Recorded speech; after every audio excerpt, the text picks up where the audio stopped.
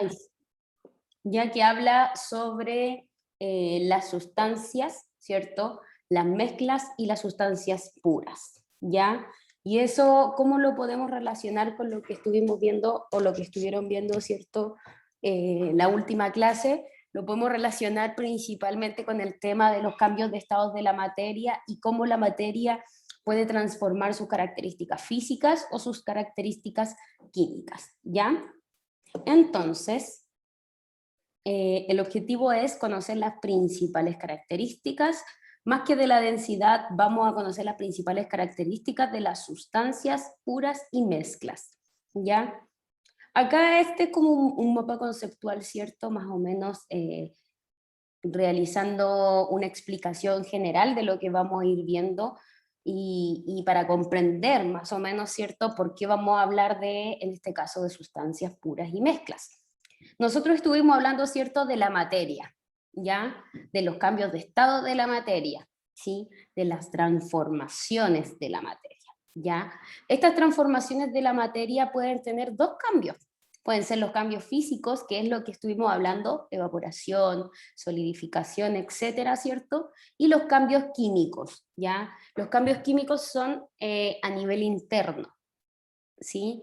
No es algo que se ve, sino que es algo interno, ¿ya? Por ejemplo, un elemento químico puede cambiar si yo lo mezclo con otro elemento químico, ya no va a ser el mismo del inicio, ¿ya?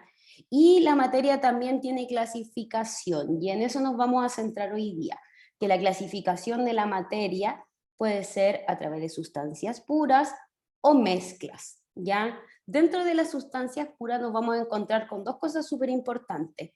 Cuando una materia es elemento y cuando es compuesto, ¿sí? Y dentro de las mezclas, ¿cierto? Tenemos dos tipos de mezclas, porque la tercera no es un tipo de mezcla, sino que es una forma de separar estas mezclas, ¿ya? Las mezclas que tenemos son las homogéneas y las heterogéneas, ¿ya? Tal y como la palabra lo dice, mezclar implica juntar dos elementos o dos sustancias o lo que sea, ¿cierto? Tratar de juntarlo. Y ahí es donde radica la diferencia entre una homogénea y una heterogénea, que lo vamos a ver ahí en la siguiente diapo, ¿ya? Y finalmente, y esto lo vamos a ver casi al final, ¿cierto? Existen, y les voy a presentar, ¿cierto?, cuáles son los métodos que se utilizan para hacer la separación, ¿cierto?, de la materia, ¿ya? Que son variados: la filtración, el tamizado, la decantación, la destilación, ¿ya?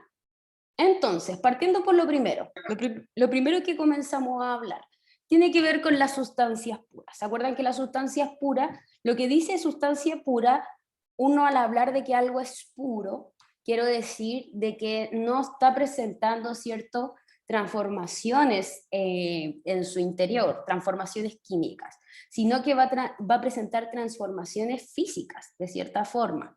Va a aumentar la cantidad o va a disminuir la cantidad, ¿ya? Entonces, dentro de estas sustancias puras, por eso es puro, ¿ya? Que no tiene modificación, ¿ya? Dentro de estas sustancias puras nos vamos a encontrar, ¿cierto?, con los elementos y los compuestos. Cuando hablamos de elementos, chiquillos, estamos haciendo referencia principalmente a lo que está formado por un mismo tipo de partículas. Por ejemplo, esta barra de cobre es un elemento. Y ustedes dirán, pero claro, puede ser un elemento en el significado, es algo que me sirve para utilizarlo, ¿cierto? Pero cuando digo que es un elemento, estoy haciendo referencia a la composición de esta barra, ¿ya? Yo les digo que esta barra es una barra de cobre puro, ¿ya? Por lo tanto, voy a decir que esta barra de cobre puro tiene 1.000.000 de partículas, ¿cierto?, de cobre puro, solamente cobre, ¿ya? Si yo llegase a agregar una partícula de, por ejemplo, de hierro o de plata, ahí ya cambia, ya no es elemento. ¿Por qué? Porque está mezclando, ¿cierto? Entonces, siempre y cuando un objeto o un elemento tenga partículas de una misma característica, va a ser elemento, ¿ya? Lo que implica acá es el tipo y no la cantidad. Por ejemplo, yo puedo decir puedo tener algo con una partícula de cobre o con 1.000.000 de partículas de cobre, ¿cierto? Y ambos van a seguir siendo elementos, ¿ya? Independiente que uno tenga una o dos y la otra tenga 1.000.000, ¿ya? Ambos van a seguir siendo elementos porque ambos se componen de lo mismo, ¿ya? ¿Se entiende? Chiquillos. Sí. Ya, súper, súper. Por ejemplo, acá tengo, cada esfera es por ejemplo, es la representación del oxígeno y del nitrógeno, ¿ya? Acá tengo dos esferas de oxígeno, por lo tanto estoy hablando de un elemento porque solamente tengo oxígeno. Y acá tengo dos de nitrógeno y estoy hablando de elemento porque solamente tengo de nitrógeno. ¿Qué pasaría o cómo tendría que ser para que esto dejase de ser un elemento y pase a ser un compuesto? Tendría que ser dos pelotitas, ¿cierto?, de oxígeno, supongamos, y vamos a hacer una de, en este caso, nitrógeno. ¿Sí? Se ve ahí la mezcla, por ejemplo, al medio la de nitrógeno y los costados dos de oxígeno. Esta partícula, porque esto sería una partícula, ¿ya? Esta partícula, ya en este caso, vendría siendo un elemento, perdón, un compuesto, ¿ya? Porque como lo dice la palabra compuesto, es que está compuesto, está compuesto, ¿cierto?, por más cosas, ¿ya? Está formado por más cosas. Y en este caso, este tipo de compuesto está formado por una de nitrógeno y dos de oxígeno, ¿ya? Y ahí radica la diferencia entre el compuesto, ¿cierto?, y el elemento. El compuesto tiene que ver con algo que tiene distintas, digamos, mezclas. Por ejemplo, la sigla H2O. ¿Qué dice? Espéreme. La sigla, ¿cierto? H2O, que en este caso vendría siendo, ¿cierto?, el agua, es un compuesto, ¿ya? ¿Por qué es un compuesto, chiquillos? Porque tiene hidrógeno y oxígeno. Tiene dos elementos diferentes, ¿ya? Tiene dos de hidrógeno y una de oxígeno. Les decía yo que siempre que un elemento, ¿cierto?, una letra esta no tenga el numerito abajo, ¿ya? Eso siempre va a ser un 1, ¿ya? Por lo tanto, aquí yo puedo decir que el H2O son dos partículas de hidrógeno y una de oxígeno, ¿ya?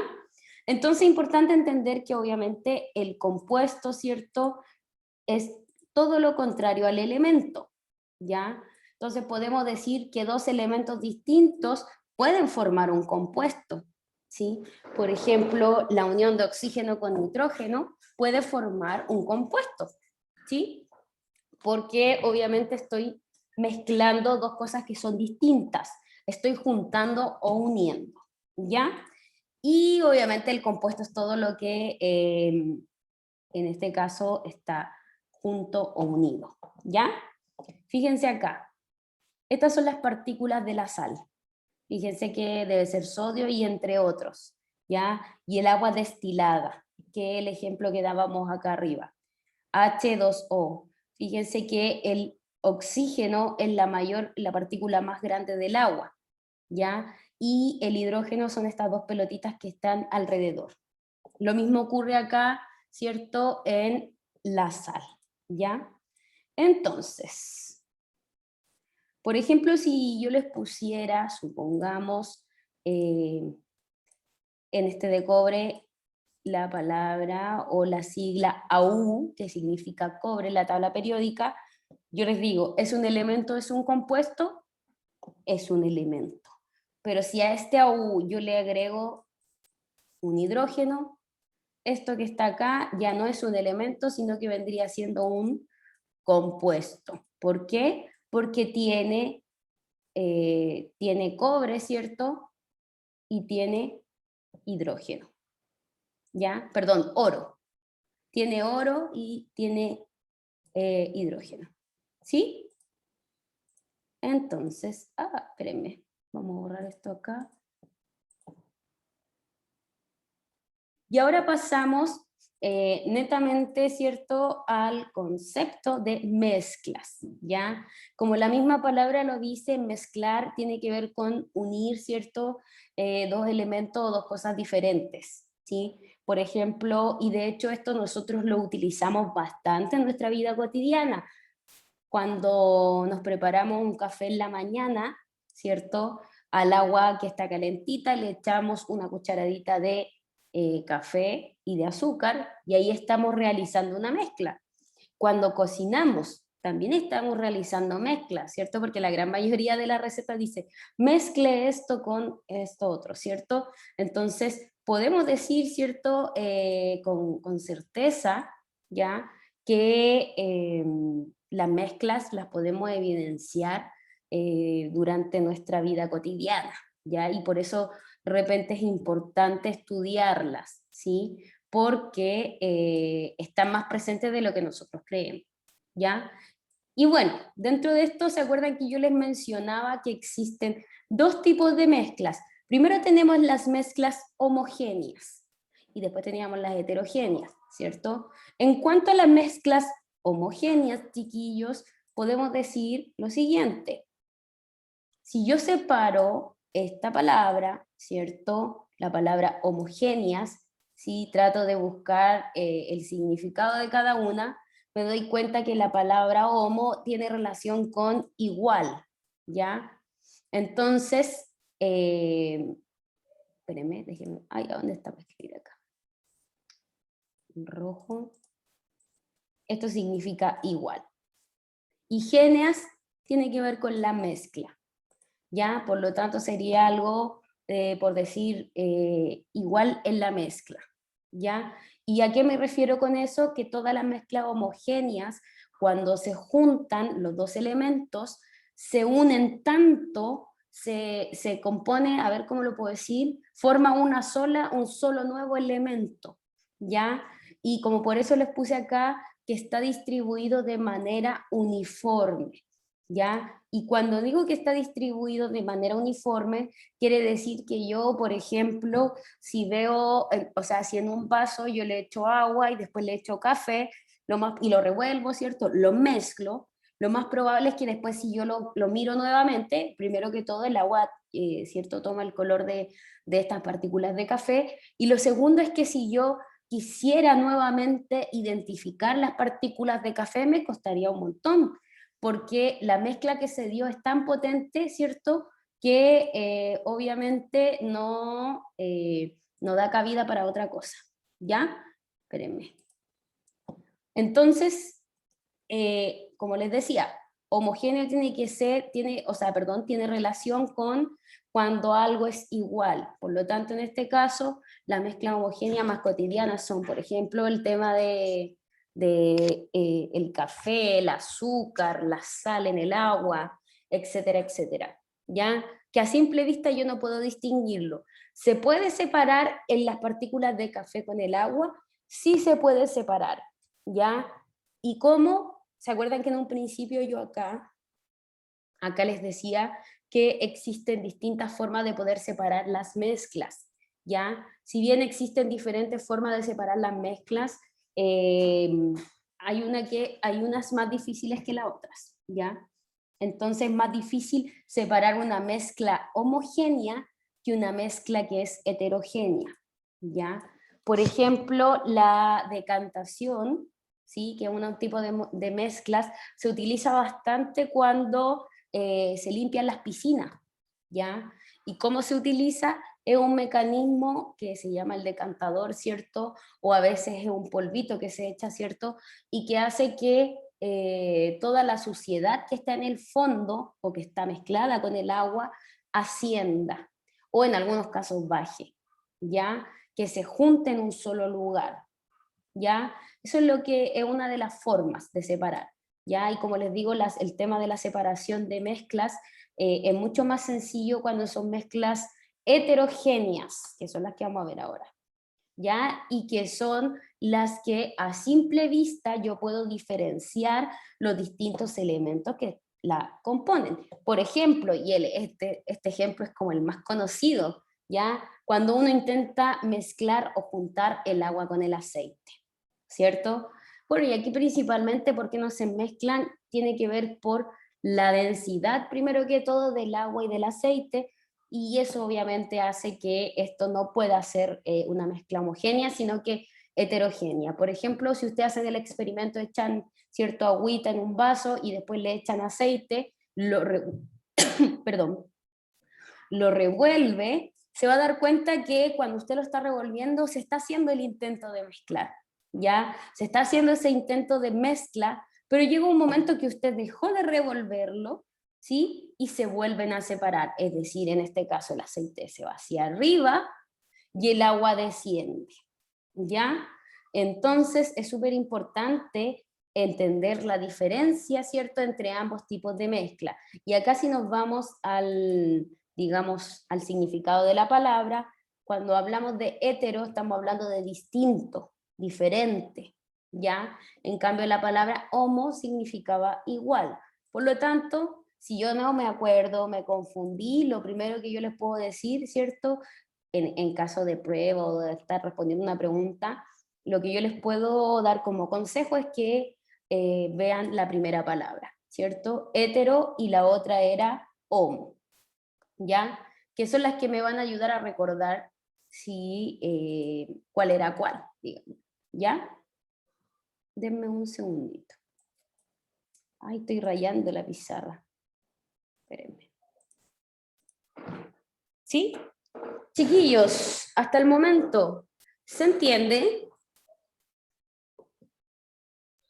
Sí, profe. Ya, muchas gracias, muchas gracias los que me respondieron. Estos chiquillos, en todo caso, también lo vamos a ver el próximo año. Si siguen ustedes o si yo sigo, lo vamos a ver, ¿ya? Nada de... ¿Profe es o homo? Homo, homo y hetero. Hetero.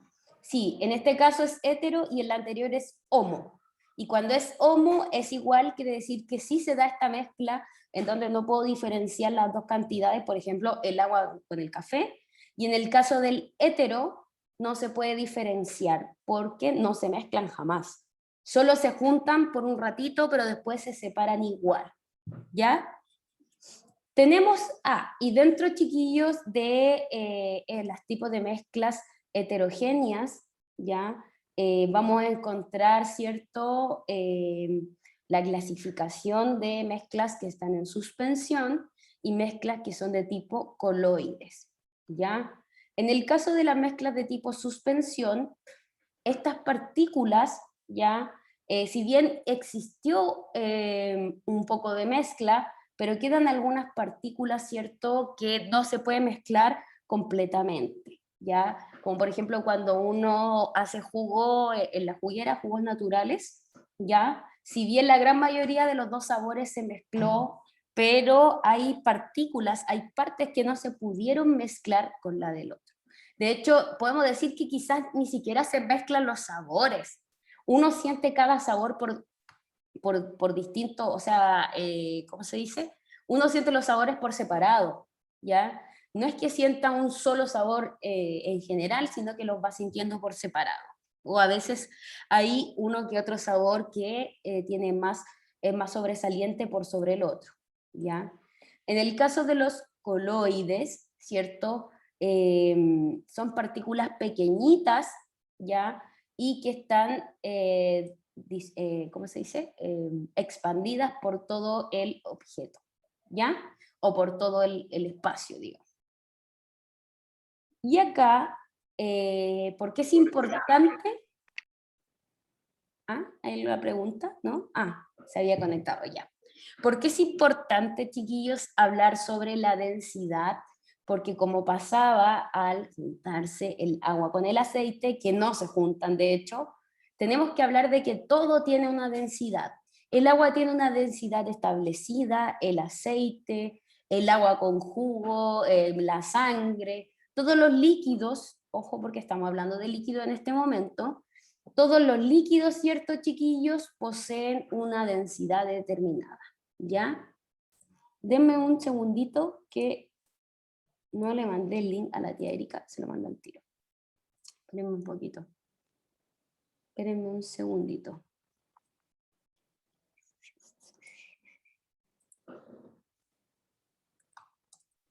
Espérenme.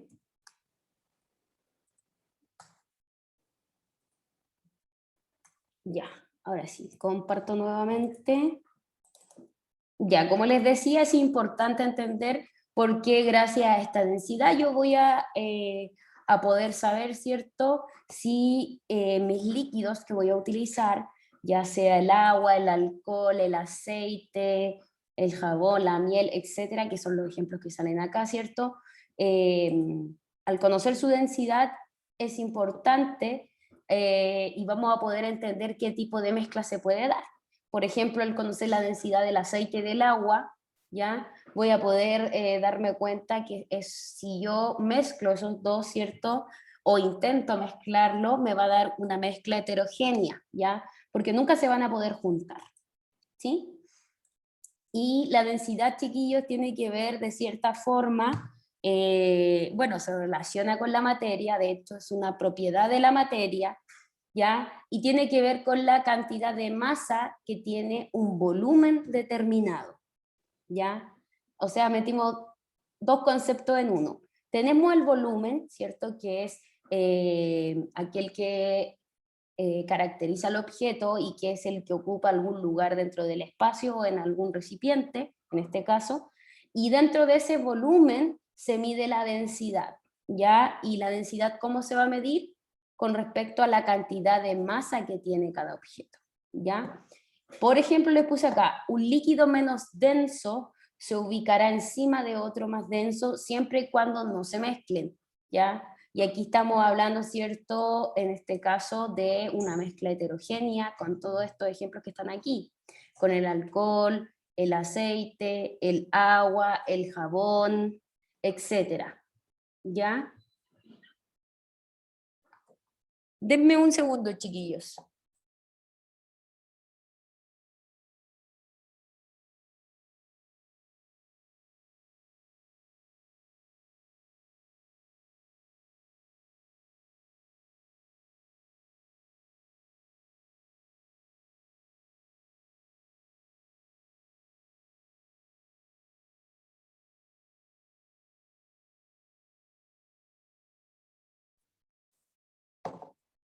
Y ahora sí, que la tía Erika había venido para acá directamente a ver el tema de la lista, chiquillos.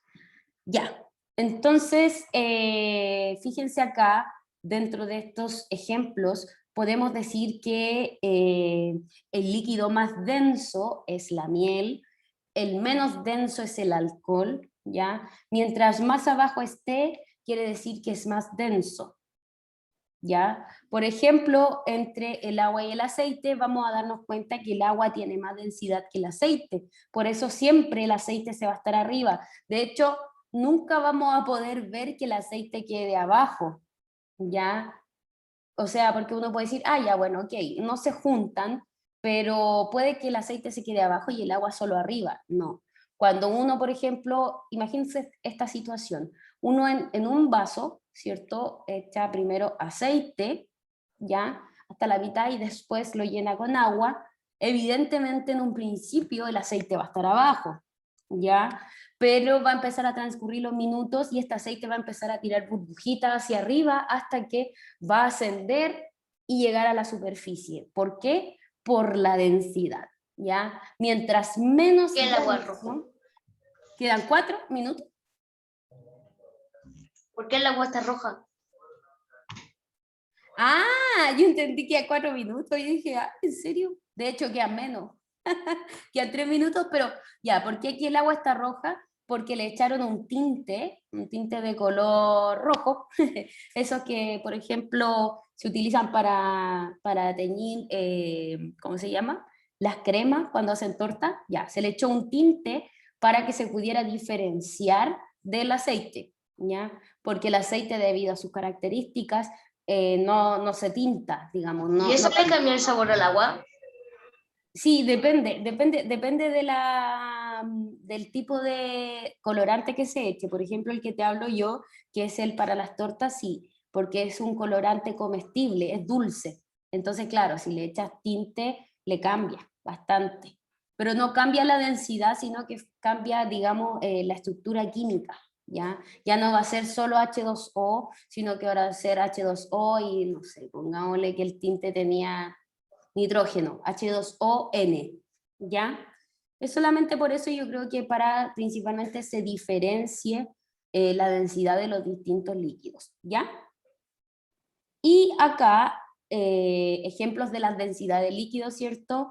En el caso del agua, la densidad con respecto a kilómetros partido por metros cúbicos, ¿cierto? Tiene que ver con 1000, ¿ya?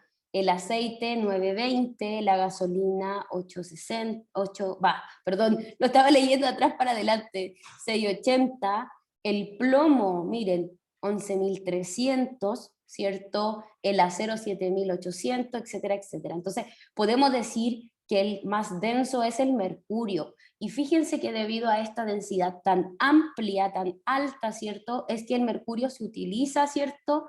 Para los termómetros de mercurio, ¿ya? Debido a su densidad. Podemos decir acá que el menos denso es el aire, ¿ya? Por eso uno lo puede respirar con facilidad, ¿ya? Porque no es tan denso, no te molesta, no te ahoga, etcétera, ¿ya? Por eso uno de repente, no sé si ustedes han escuchado cuando dice, uy, está denso el aire acá, y es porque como que eso hace como referencia a que no se puede respirar, que es difícil porque es muy denso, tiene un nivel muy elevado, ¿ya? Es malo, Como se va la al feria. fondo. Claro, exactamente, se va al fondo ahí, ¿sí? Entonces, esto no lo voy a mostrar ahora porque según mi teléfono, no sé si ustedes me ayudan con eso, estamos bien en la hora, ¿ya? Vamos a ver ejemplos, sí, estamos en la hora, tocaron la campana. Estos ejemplos los vamos a ver la próxima clase, que es cómo calcular la densidad, y que es muy sencillo porque siempre se va a dar estos dos valores, ¿ya? La masa partido por el volumen, ¿sí? ¿Qué es lo que yo les decía? La densidad corresponde a la cantidad de masa que tiene un volumen, el volumen de un objeto, ¿ya? Por eso se utilizan esas dos variables, ¿ok? Ya, chiquillos, estamos en la hora, los dejo. Gracias a los que se conectaron y gracias también a los que prendieron la cámara. Siempre es un agrado verlos, chiquillos. ¿Ya? Helado. Sí, me dieron ganas de comer helado, te estaba viendo comer. Se me cae la baba. ¿Ya?